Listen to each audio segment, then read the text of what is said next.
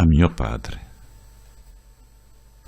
Seduto al tuo posto, osservi il mondo consapevole, assillato dalla rinuncia di sempre. Suavi i discorsi sulla disponibilità della vita. Eterna nuvola di fumo.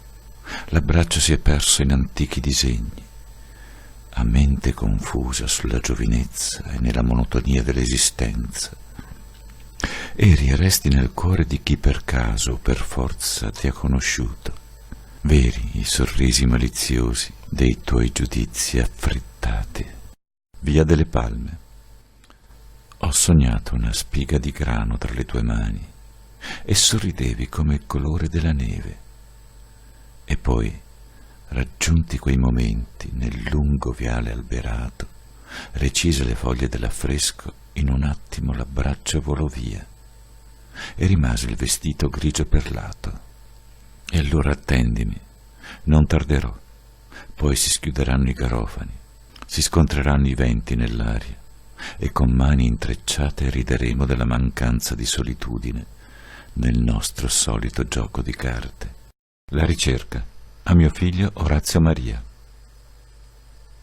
per scoprire il gioco delle perle di vetro in fondo all'anima, ritrovare dentro il possibile di sé e conoscere delle verità del sapore di abbandoni, sempre senza stancarsi, senza giungere mai alla fine, accomodarsi nel gioco dei perché ascoltando i battiti dei secondi e strusciando i suoni, capovolgendo la propria vita, ma dentro capire che dopo tante ricerche e dolori il gioco delle perle di vetro resterà impresso nella mente, divenendo maestro di vita per continuare nella ricerca con affanno prestigioso, placando il fremere nei suoni della saggezza dei silenzi. Le stelle in tasca. Le idee cercano dentro le tasche le stelle del piccolo carro astrale, ascoltando critiche cerebrali, volando nel vuoto dei desideri.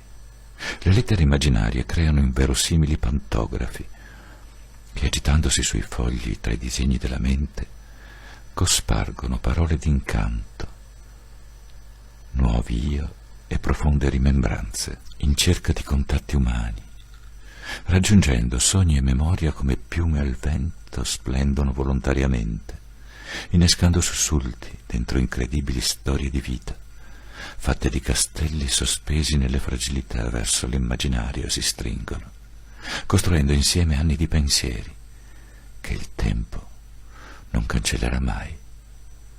Gli astri esistono per condividere e risollevare animi e dolori repressi.